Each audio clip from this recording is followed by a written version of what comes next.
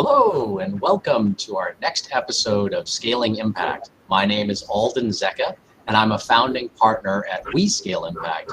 We're the hosts of this ongoing series, and we have a monthly conversation with someone working in the social enterprises impact space, whether that be a funder, an entrepreneur, innovator, a service provider who's assisting and accelerating social enterprises.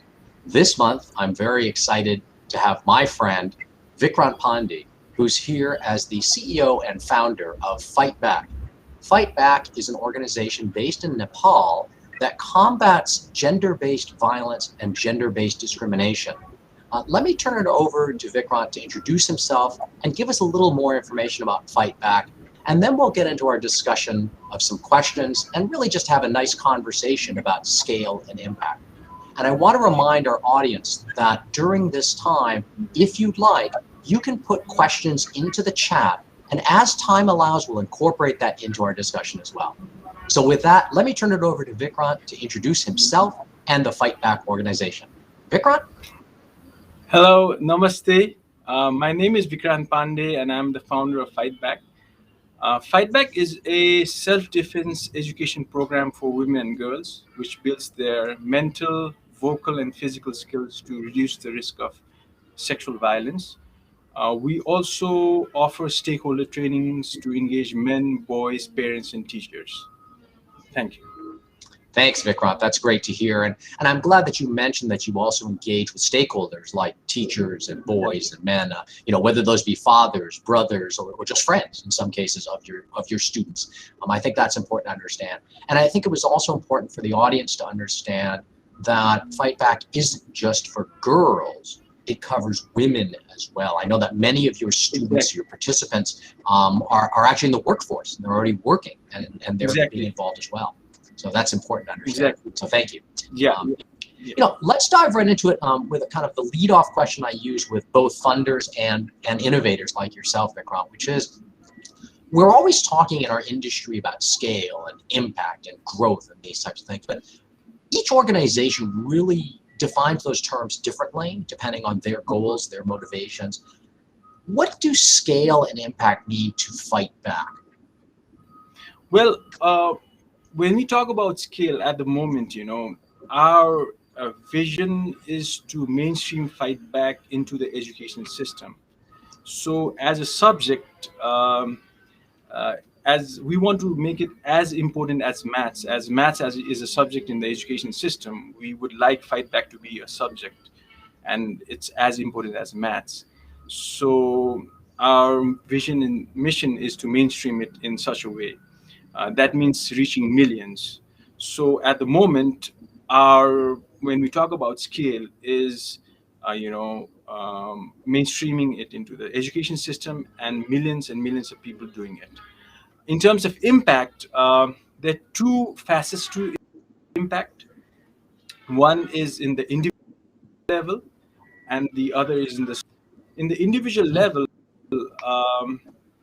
On the mental skill side, we are looking at increase in self-confidence, self-efficacy, sense of well-being, one's ability to identify threat risk, one's ability to identify perpetrator behaviors, increase in situational awareness, and one's ability to deal with fear and stress. That's on the mental skill. On the vocal side, when we talk about impact, is basically using your voice as a weapon, basically your ability to shout when attacked, assertive communication, and setting boundaries and enforcing that boundary. So that's on the vocals. On the physical side, it's easy to remember, hard to forget self-defense moves, where we teach them and the amount that has been retained, and if anyone is able to execute it in case of duress. So that's in the individual level. On the societal level, what we're trying to do is, since we engage stakeholders, we're trying to see changes in attitude towards sexual violence, because many a times sexual violence is just attributed to the physical spectrum of things, whereas there are more subtle forms of violence, which has more impact. So change in attitude towards that. The other thing is change in victim blaming culture. And finally, the amount, the change in attitude of stakeholders, their willingness to fight against sexual violence as allies. So this is what we define impact in a nutshell. That's really helpful, Vikrant. Thank you for sharing that. And I think I really liked the fact that, you in the individual side, as you mentioned, you listed three things. You said there's the mental, there's the vocal, and then there's the physical.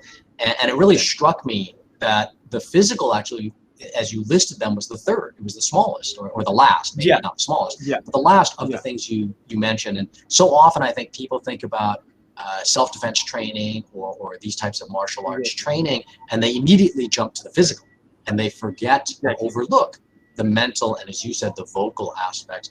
And I think it's important for the audience to understand that your training that you provide to your participants, to your students, isn't necessarily attack first or defend first physically. It's actually avoid first. And then if necessary, of course, yes, they have the physical skills to protect themselves, to save themselves. But the idea is, in essence, it's, in my words, and this may not be your words, but it's better to run as your first line of defense than necessarily to try and physically defend yourself. Yeah, that's what we teach them, actually. We teach them the merits of running and avoiding. And in fact, there is an indicator of where we measure avoiding dangerous situations. So you're perfectly right. And in many cases, it's the educational side, the mental vocal side, which is more impactful than the physical side. I totally agree with you. That's great. Thanks, Vikrant. And for those in our audience, you might notice, Vikrant is on a bit of a slower network, so sometimes you'll see that the quality of his image may change. But don't worry, he's got a backup network if things go wrong, and he can always reconnect if necessary. So I just wanted to point that out to our audience to understand that. But the audio is coming through fine, Vikrant, so it's no problem. Okay, great. Great. Let's talk a little bit about scale, Vikrant. I mean, you said that your scale, the way you're defining it, is to reach really millions of people at this time. But I know I've known you for well over a couple of years now, Vikrant. And in the beginning, when we first met, that wasn't the scale you were looking at. You were looking at a much smaller scale. So can you tell our audience maybe a little bit about that journey of going from a little bit more, I would call it locally based. You're based in Nepal, and initially you were looking very much only within Nepal, really, for the most part. But now you've really been able to open up where the world, if you will, is your market, is your target area that you can serve. Can you talk a little bit about that journey and how that went, how that evolved? Of course, yeah. I mean, when we started, we started pretty small, and it was a very kind of like a new concept for Nepal then, combining education with self-defense. So just to give you an idea, from we started, I mean, we launched at the end of 2012, starting of 2013. So we used to do small, so our class size about 20 to 30 students, and we were more focused on women then, and training women. So from 2013 to 2016, in 3 years, we reached around 1,500 women and girls. So we thought that was a good number.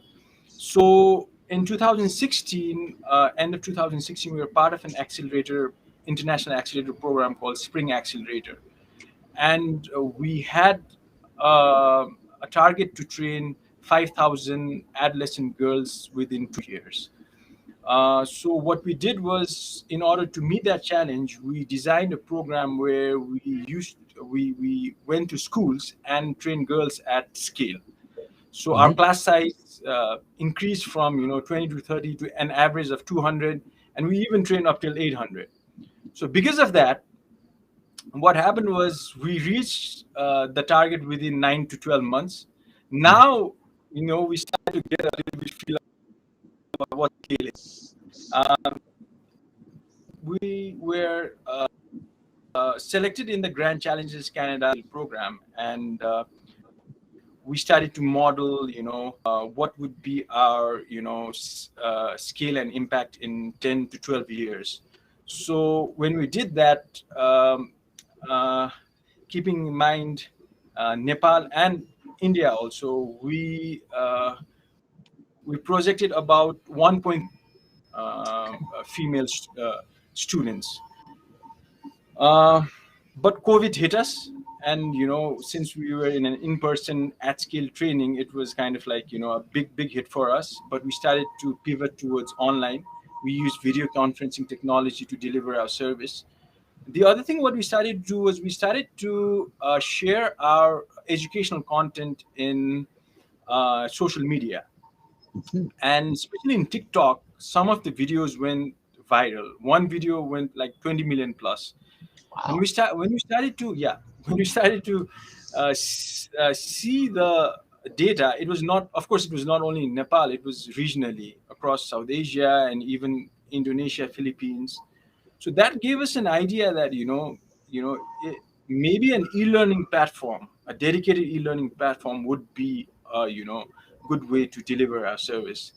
Thanks to Grand Challenge Canada, thanks to We Scale Impact, and thanks to you, we could ideate, a business model around it, and we are in the process of developing. The beta version is already here, and now when we did the projection, what we see, the market. I mean, we can reach 1.5 million with. I mean, if we can do the addressable market, 2% of the addressable market, 1.5 million in 2 years. So so from 1,500 to 1.5 million, that has been the journey. Of course, we've not reached those numbers, but as an entrepreneur, to have that vision, I think that journey is something that's sometimes I get amazed. How can I be thinking in those scales? So yeah, so that's the story. That's great to hear. That's terrific. But let's also be fair and honest to our audience and let them know that, of course, as you said, you haven't reached those numbers yet. That's one. But also, it hasn't been a perfect journey. It's not like Of every course, single of thing course, has gone right and you've made of no course. mistakes. So let's talk about this a little bit, right? Let's talk about both the good and the bad and take them in Of any course. order you want, right? So what are kind of the maybe two or three really big wins that you've had going along the way, things that really Yeah. were positive impact turning points in the organization's journey or your own personal journey? And then what have been maybe two or three, I'll call them mistakes, maybe learning opportunities is a better way to put Of it, or course. situations that didn't go perfectly where the results has been an improvement, but it may have been a bit difficult, it may have been painful maybe, or even a setback. And pick them in any order you want, right? I mean, you can take the learning Sure. opportunities Sure. first, you can take the wins first, or you can intermingle them. Go ahead. Yeah, I mean, I would like to kind of like reiterate, we've not reached those numbers. It's Sure. just the scale of things, of thinking, Sure. So that was the journey. So on the subsequent question, I mean, I think the big win is, if you think about it, I had this. I mean, sexual violence was something that always touched my heart, while I was growing up. When my daughter was born, it was more personal. I wanted to address it in some way. Hmm. I was working in a bank then, as a software engineer, different field altogether. I was practicing martial arts.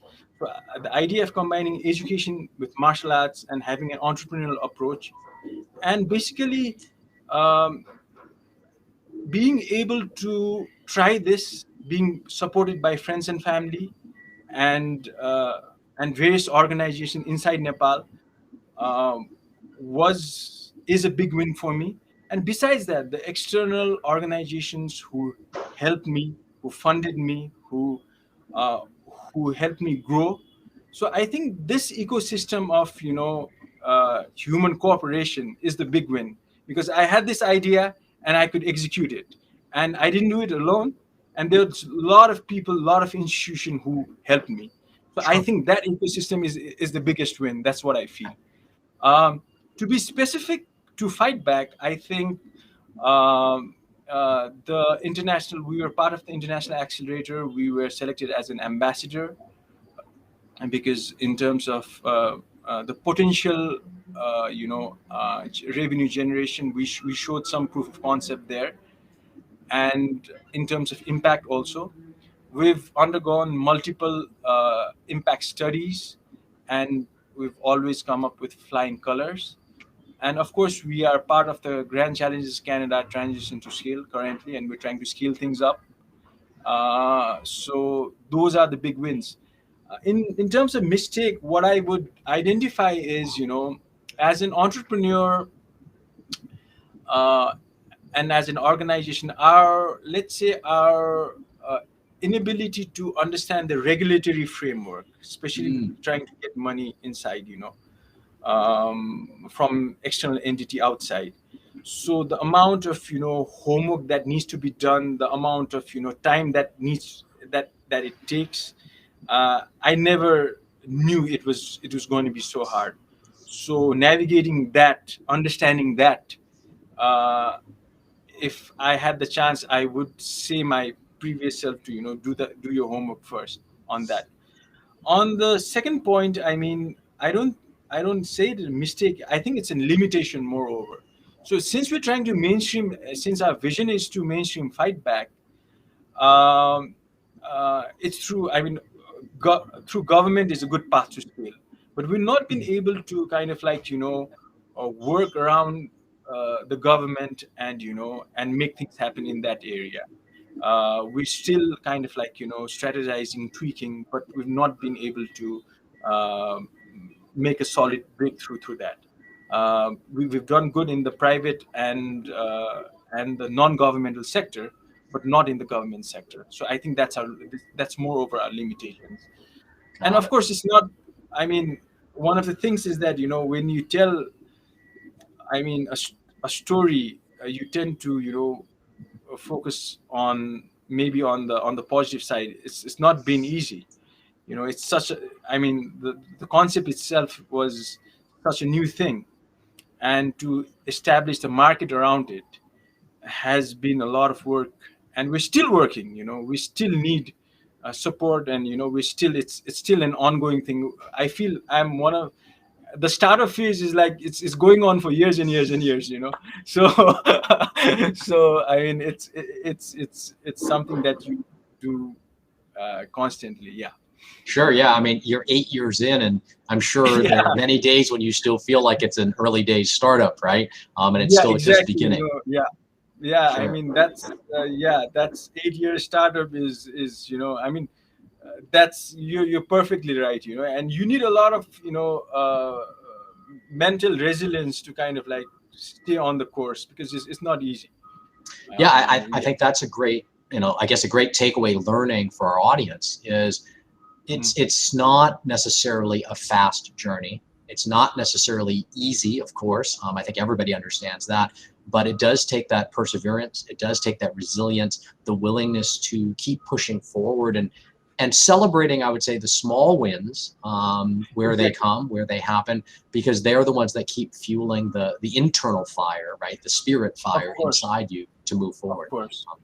I Of also think it course. was one of the things you shared that may resonate with some of our audience members is you came to Fight Back, or you founded Fight Back, after having worked several years at a bank. Now, the Yeah. bank part is not necessarily inherently relevant, but my point being that you weren't directly out of school, where this was you had this idea while you were in school, but rather you were a mid-career professional and you completely Yeah. changed your career path. And I think that's important to understand and to maybe emphasize to some of our audience members, because so often I talk with people who will say, gee, I'm in my 30s or my 40s or maybe even 50s, and I have this great idea, but if only I were 22 or only I was 25, then I would do it. Exactly. But now I'm later in my career, I'm unwilling to. So I think the message is, you can start that journey at Of any course. age. And it doesn't mean it's easy, of course. And yes, there are other life constraints. If you have a child or a family and maybe multiple children, of course, yes, it makes it a little bit more difficult, but it is possible. to start at any age to get into this journey of being an impact innovator and impact entrepreneur, right? Yeah, I totally agree with you. I mean, it can be started. Of course, your odds of doing it, the more younger you are, it's better. But Sure. having said that, you can start in any age, and if you have the perseverance, the resilience, and if you got a great idea, you will get the help. The main thing is, you will get help from internally, externally, and as long as you are true to the cause, and I think that's a great message to give. Yeah, no, that's great. Thanks. Let's talk a little bit more. You, as we said, you've been doing this for 8 years now, and you've seen your own organization grow. Sure. Where you said, in the early days, 1,500 people, 1,500 participants was a big number for you, and now Yeah. you're looking at 1,000 times that potentially in terms Exactly. of scale. What would you say are a couple, and it doesn't have to be necessarily the only ones because there are many, but what are a couple of the top, I guess I'd call them ingredients or components that you think have enabled you to scale and grow your impact? And then a follow-up to that would be, and how did you come to obtain those ingredients, obtain those components, either personally or within the Fight Back organization, obviously depending on what they are? Well, I mean, I think that three ingredients. One is you got to have the market, or create the market.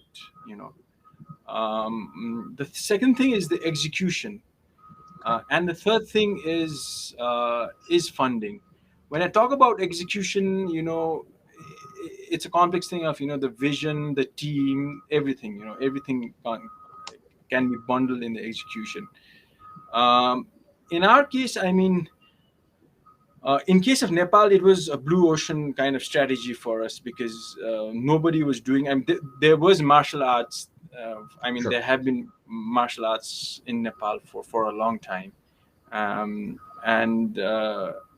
but to do it as an educational program, nobody had done it. So for us, we kind of created the market for us, and we're still kind of creating the market, and we're still educating people, and and trying to make it available to as many people as possible. On the execution side of things, as I said, the journey of my scale thing, the vision, it's an ongoing thing. The vision, the team capability, the operational capability of things is something. You start small, then you kind of go big, and try new things. Use technology, of course, leverage technology if you can. If your business is something that if it's directly technology, then it's easy. If it's self-defense, which is not directly technology, but if you have a concept where technology can be mixed, then I think that's a good way. On the funding aspect, that is something that you'll be needing, especially if you are a long startup, and in our case also, we are still in need of funds, especially when we're trying to execute the e-learning platform. So I think all these three factors is an ongoing thing, and it depends on the context on what you're trying to do. Got it. Let's talk a little bit more about funding. Every Okay. organization always says, gee, we could use more funding, and it's true, right? Every organization could always use more funding and more resources, things of that sort. But also, I think those organizations that survive, those organizations that thrive, maybe it's another word I'd put on them, learn to do a lot with a little. And what I mean by that is to achieve a lot of progress, to achieve a lot of good works, a lot of impact with minimal funding. That doesn't mean you want minimal funding. Of course, you always want more. I understand that. Exactly. But the ability to deliver on very limited funding. So can you give some examples maybe of things, not the outputs, not the outcomes you've been able to achieve, because I think everybody can understand that, but what are some of the things that you might share with other entrepreneurs, other innovators, where you've been able to be, let's say, wise or smart with very limited funding? Not necessarily knows how to get the funding, but once you have limited funding at hand, how do you stretch that? How do you make it go farther? Of course, even for the 3 years, 3 years when we kind of like, when we incubated the idea, I had to do other things like other businesses to kind of like, sustain myself, and and because this was something that it was kind of like a passion thing. So for 3 years, I sustained it. When I got seed funding through the accelerator program, it was not that big. However, what we did was, with that funding, we could reach the target of 5,000 girls. And this was done through the execution side of things. We made sure we had a good marketing network. We made sure, we went to urban schools in Nepal, and, we basically, what we did was we had the seed funding, but we went to revenue generation as soon as possible, so that there is a proof of concept of the revenue generation. So we tried that. So that gave our accelerator funders a little bit more confidence on us. Mm. It's not just a one time thing. There is some proof of concept on the sustainability of things. So I think that's very important. The thing is that keep your cost low, and which everybody knows, and uh, take things that you can deliver properly. I think that's the thing. If you think too much out of the box, and if you cannot deliver, then you don't have a track record. Mm. So you got to be really, really practical about it, and it depends on the context and the market where you are, and the culture. Okay, Sure. where you are operating. So yeah. Yeah, I like your point about early revenue generation. I do think that's right. That gives confidence to funders. It gives confidence to potential, supporters of yours. It also helps you as an organization to revise, I guess, or refine maybe your business model to make sure that you will achieve long-term sustainability. And I mean financial sustainability here, Exactly. and the ability to show that in some future path, now obviously not day one, but in some future path, you can migrate away from pure grants, pure donations, and Of things of that course. sort, and be able to support at least a fair amount of your operations, maybe not 100% Yeah. of your Of operations course. through earned revenue. So I think that's a great point. Thanks for sharing that. Uh, I think it also brings up a point where resources, financial and otherwise, Yeah. are always Yeah. constrained for any organization. Yeah. No matter how big you are, no matter who you are, but definitely more so for early stage, and definitely more so for socially focused organizations Of course. where Of they're course. much more limited, right? What help beyond funding, beyond money? What help have you been able to garner from external sources, whether those be funders, advisors, accelerators, whatever else? What help have you been able to garner from them, and how have those influenced your scaling journey, your scaling pathway? I mean, besides funding, I think one thing is I would focus on two things. One is capacity building, Okay. and the other thing is networking. Because on the capacity building side, with the accelerator program, we were trained in human-centered design. So basically, creating products and services, keeping the end users, experience in mind. So that was a huge kind of like thing. And we were trained through, I mean, a very qualified, very good individuals, an organization based in San Francisco, Fuse thing. So I mean, that was a good capacity building for me as an entrepreneur to have that. And besides that, the exposure that I got,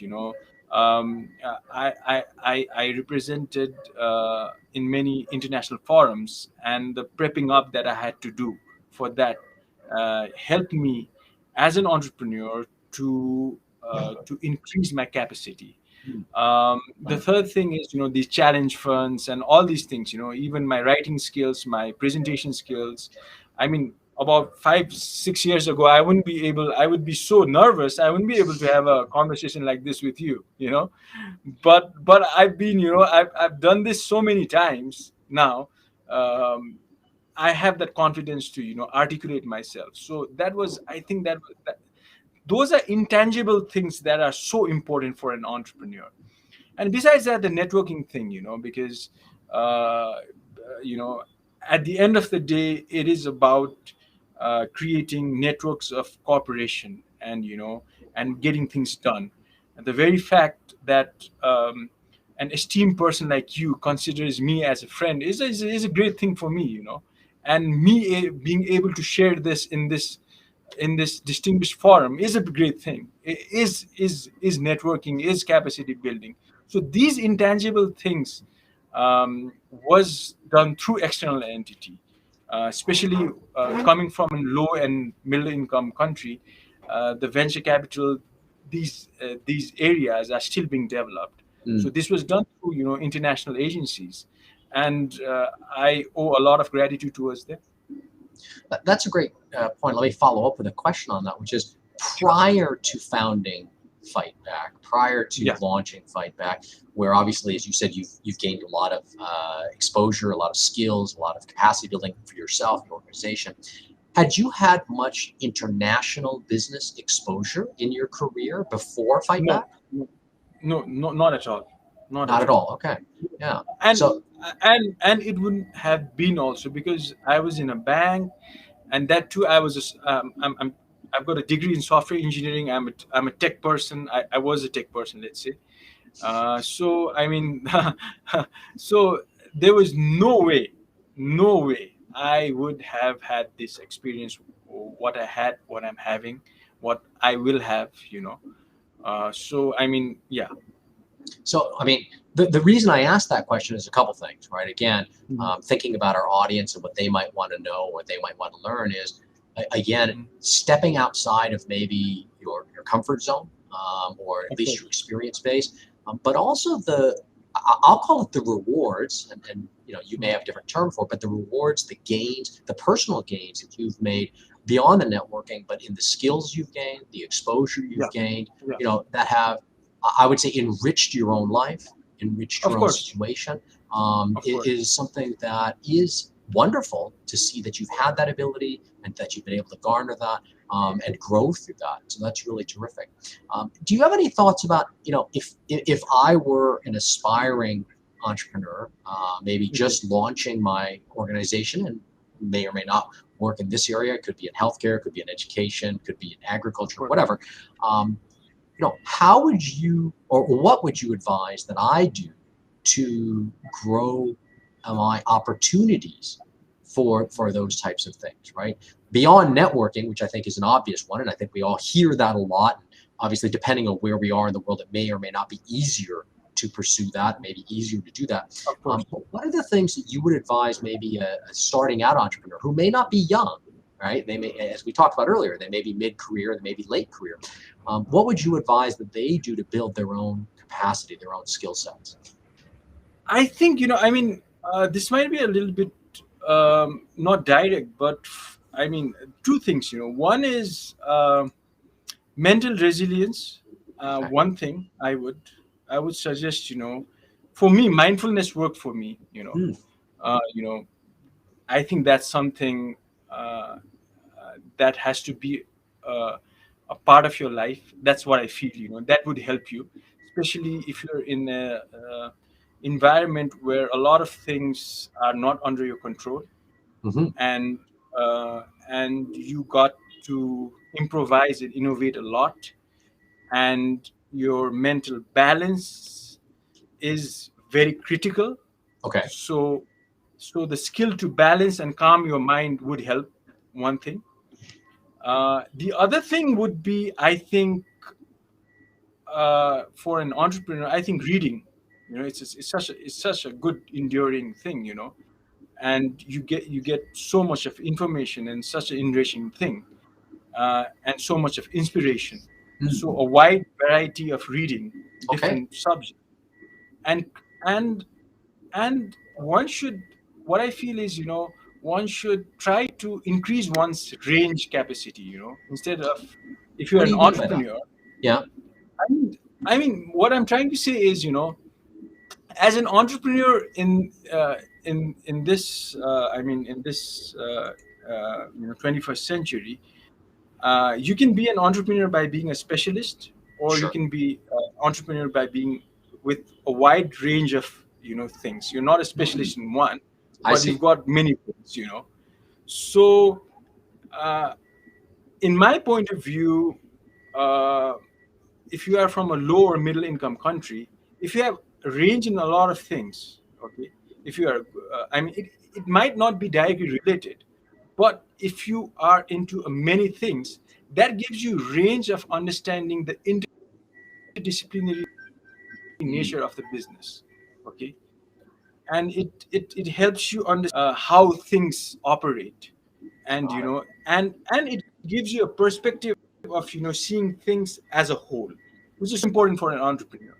So if you can develop your range, if you do activities like that, and it might not be directly related to your business, it might be something else, they're playing a guitar, or doing something else, something totally different, will at the end, but something productive will help you to create your range. I think that's important too. I don't Oh, know that's if it's great. but this is something. Yeah. Yeah. No, I mean, I guess in my vocabulary, I would say then being more of a generalist than a specialist Yeah, necessarily. yeah, Now, that exactly. doesn't, of course, mean that you can't have deep skills. You can be a generalist and still Of have deep course. skills. But being more of a generalist, not necessarily being too narrowly focused on any particular item, but being Exactly. able to draw from different areas and apply those. Exactly. Yeah, Yeah. that's great. Thank you for re-articulating it. No, no, no, Yeah, no problem. that's No exactly problem. that's exactly what I was trying to say. Yeah, That's great. totally. Okay. Um, I'm going to change tracks a little bit here and go back Sure, to discussion a little bit about funding. We had talked about the sure, fact that sure, all sure. organizations always need more funding. You can grow with your funding, so on and Yeah, so forth. Then you yourself said that in order to achieve some of the goals that you now have, it will take more funding in order to, of course. grow further, to expand beyond Nepal with the digital offerings you have, and so on and so forth. We interview a lot of funders on this program. Mhm, We've had mhm. USAID, we've had Grand Challenges Canada, we've had a number of fund managers as well. One of the things I like to ask innovators Mhm. is, what's something that you would like funders to know and understand that you don't think they necessarily know well? I mean, they might happen to know it, but they don't necessarily know well, because this is in essence a forum for you to be able to share that Yeah, with them. And I ask funders the reverse, which is what's something that you want innovators to know that they don't think innovators know, right? Because I think we can use this platform that we have as a way to help bring together these various perspectives and increase communication and enhance that communication. So the idea being that everyone, then the whole ecosystem, does better, right? So let me yeah, turn it to you exactly. and say, from your perspective as an innovator, what's something that you think it'd be great if funders knew this, because at least in your experience, they either don't know it at all or they just don't know it well, and that has caused either delays or problems or so on and so forth. So go ahead, Vikrant. Yeah, I've trusted in my previous answer. I think it's the regulatory framework. I think Okay. because you might have a good idea, you might have demonstrated proof of concept, and you might have you might have external funders and investors willing to invest, but the regulatory framework is a different thing. The government, the regulatory framework, the tax scheme, and everything. Those things. You're talking the And financial regulatory framework, just to be clear. yeah, financial regulatory Okay. framework, the Yeah. FDI, and the taxation and those things. Got it. So I mean, f- for example, in our case, we were selected, we were awarded the innovation grant with Grand Challenge Canada transition to scale, subject to match fundraise, and now what happened was, um, we needed a permit, and that permit would only come once. In case of Nepal, we had a signed document. They wouldn't take digital signatures. So the whole contract had to be signed by the signatory in my end and the signatory in Canada. That alone took two around 2 weeks to get that document, and it was this thick. Once that was presented, the permit, and that was also, I was very lucky. I got it within 3 months. So a quarter was lost just to get the permit, and that was something that I couldn't get it, because without the signed thing, the government regulation would not permit it. So that's a simple example of and a quarter is a big time, right? Sure. Sure. And so, I mean, yeah, so that's the thing. That's something that I think the regulatory framework, the FDI thing, let us say there's an upper threshold of, let's say, any FDI has to be more than 1 million or something, and the on needs, let's say, 200,000. Now the whole thing is gone, even if somebody is trying to do it. So yeah, these are the things, and maybe since funders and funding organizations are a big organization, have are close to their government, maybe some diplomatic channels, and educating the host countries, the government on, you've got so much of innovators to change this policy. I don't know. I'm just thinking out loud. That may be something that would help. I don't know. Yeah. No, it's interesting. I mean, I've in my career, I've gone through things like foreign currency controls. Of course, some countries allow inbound money. Others require you to transfer only certain currencies, or limited, and so on and so forth. As you said, permitting can be an issue. This idea of many countries still only will recognize physical hard copy signatures, right? Exactly. And then there are countries, I don't know if this is the case in Nepal, but there are countries where, for example, I know in Pakistan, where contracts are only valid if signed on stamp paper, which is an official government form of paper.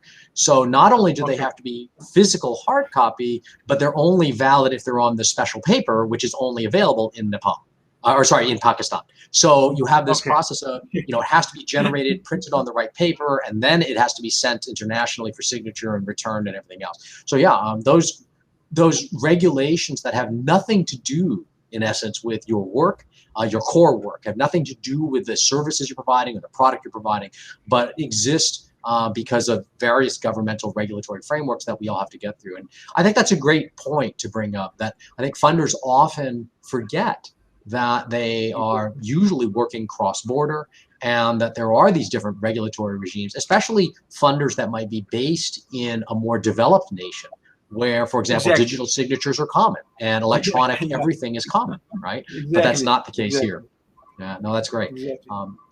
Let me take a different track, which is, we've talked a lot about the difficulty sometimes of getting funding and some of the challenges faced with how do you balance limited funding and limited resources. Let's take the other extreme. If you had unlimited funding, which obviously I know you don't, but let's make a scenario here. If you had unlimited funding and unlimited resources, what's one big thing that you would do differently than you are today? Right? What's one big thing where if you had unlimited resources, you would change how you're either operating or executing, or maybe even your strategy? Yeah, I mean, that's a very, very nice question. And I mean, one of the things that we've always struggled is, when we talk about self-defense, which you said earlier, self-defense is a very, let's say it's a concept with a lot of stickiness factor. People kind of like, get it, okay, self-defense. And a brand like Fightback has that stickiness factor with self-defense. But the thing is that, we tend to because of the stickiness factor, we tend to lose the educational side of things, because nobody thinks self-defense is educational. It may be extracurricular, but not educational. Okay. So if I had unlimited funds, I would dedicate uh, it to change that perception, have a marketing campaign, have all these influencers, and have the best of marketing team to kind of change this perception, change the communication around it, and communicate its impact, that it's just not physical, it's more than physical. Yeah, I would dedicate a lot of resource on that. Yeah. Got it. That's great. Thanks. Let me just remind our audience that if you have specific questions for Vikrant, please feel free to put them in the chat. Otherwise, he and I will just keep our conversation going. It's been a great conversation so far. But if you do have a burning question, please feel free as the audience members to throw it in the chat. Another question I like to ask innovators, especially more so than funders necessarily, is if you could go back in time, right, and talk to yourself, in your case, 8 years ago, when you were just founding Fightback. And I know it's been that growth and that journey. And as you said, you've gained a lot of skills along the way. What's kind of one thing that you would tell yourself 8 years ago that you would say, hey, learn this, be aware of this, or maybe it's a don't do this, or maybe it's a, definitely do this. I don't know what it is, but what's one piece of advice you'd go back and tell yourself, your 8-year-old, 8 years ago self when you were founding Fightback? I would suggest to kind of like, we started, I mean, when we started Fightback, we were more focused on women and then girls. And later down the line, we introduced stakeholder training programs. What I would advise my, 8 years ago self would be to get into the stakeholder programs a little bit earlier, because Okay. that's where the impact is holistic. Because if you're trying to solve a complex thing, like be a solution, a part of the solution of a complex thing, as complex as gender-based violence, you've got to have a holistic kind of approach to it. And the stakeholder program, what we feel is that gave us a more holistic kind of like approach to it. So I would tell my 8 year ago self to get into it as early as possible, and to get more impact and results. So when you say stakeholders in this case, you mean, again, as you mentioned, the men and boys in the Men and students' boys, lives, but you also mentioned teachers and maybe school administrators and people of that sort. So it's not just the family members; it's kind of this whole broad system. Is that it? Exactly. Yeah. Men, boys, parents, teachers. I mean, the stakeholders can be, if it's a corporate thing, it can be, it can be. Uh, it can be the male or other anybody besides the women and girls, any group that is connected, uh, those are stakeholders. So in case of schools, the parents, teachers, so it's like that. So it has a wider kind of like definition, stakeholder. Got it. And I'm just curious. I don't know this aspect of your program very well. I'm presuming that the stakeholder training that you provide is actually slightly different content, slightly different curriculum than the main content you provide to your core students. Is that right? Yeah, of course. I mean, we more focus on what constitutes sexual violence. Okay. Because we want to change the attitude on sexual violence. We focus on fear and aggression in case of men and boys. We focus more on that. We focus on more on the physical side of thing. We focus more on, in case of Nepal, in case of South Asia, more on non-violent and de-escalating tactics in the physical side, whereas in the women's side it's more aggressive. That's what we do. And yeah, I mean, yeah, it's of course it's different than Sure. the women in program. Sure. Now, let me ask a question. And, this is one I don't think we've previously discussed, and maybe we have, and I apologize if we have. Is have you at all developed a program at all for let's say boys, or those who identify as male, who might feel themselves as potential at risk, or potential, let's say, future victims, or even current victims, unfortunately. And do you have a program that you can offer them as well?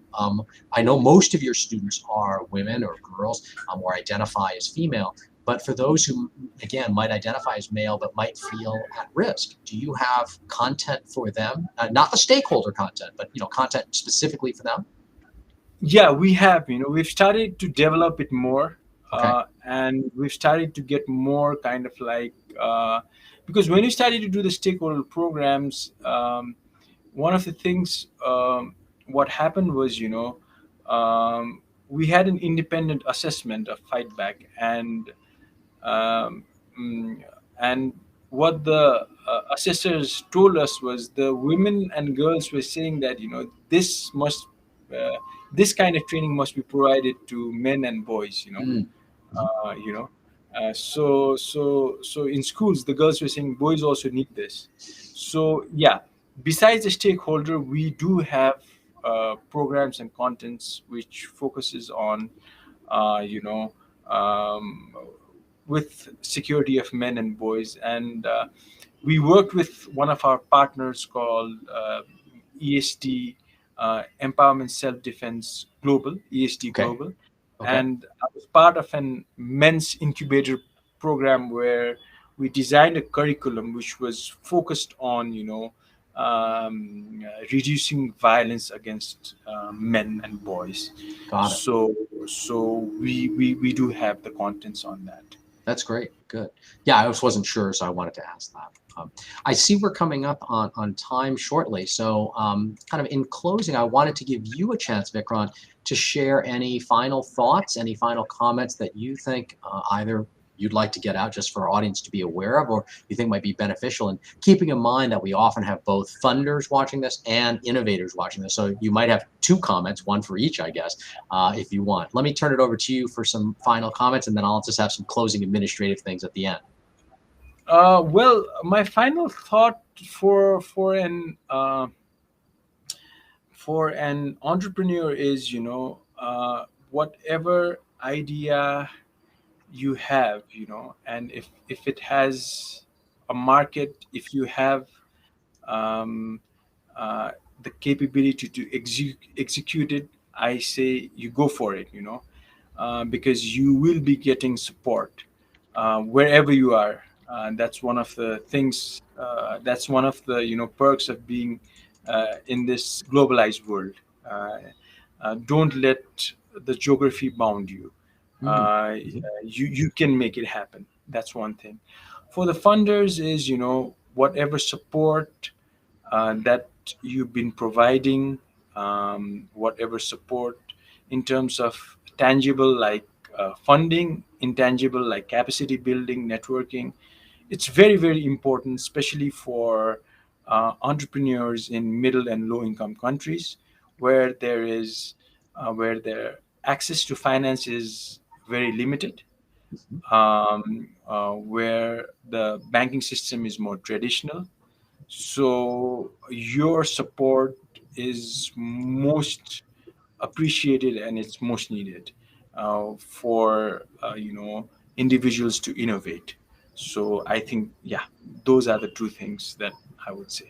Those are great comments. Thanks. And I'm sure our audience will appreciate those and hopefully take them to heart and be able to use those in their own work going forward. That's great. So, Vikrant, I want to thank you today for participating and speaking to us about Fight Back and the journey you've had in scaling and growing your impact through Fight Back. Initially, with these in-person courses, and now going digital and really expanding, your potential market by I guess almost 1,000-fold, if you will, going beyond Nepal. So that's terrific. Thank you for sharing your story with us and in your experiences. Thank you to our audience for watching and viewing here. As a reminder, you can always subscribe to our channel on YouTube, where we have these conversations monthly with an innovator, with a funder, with someone working in the social impact space and talking about their journey of scale and their journey of impact, and really sharing their insights with you so that we can all move forward and make the world a better place. So again, my name is Alden Zecca. I'm a founding partner at We Scale Impact. We thank you for joining us today, and we wish you the best going forward, and have a pleasant and wonderful journey in growing your scale and your impact. Thank you. Goodbye. Thank you so much. Namaste. Thank you so much for having me, Alden, and really appreciate it.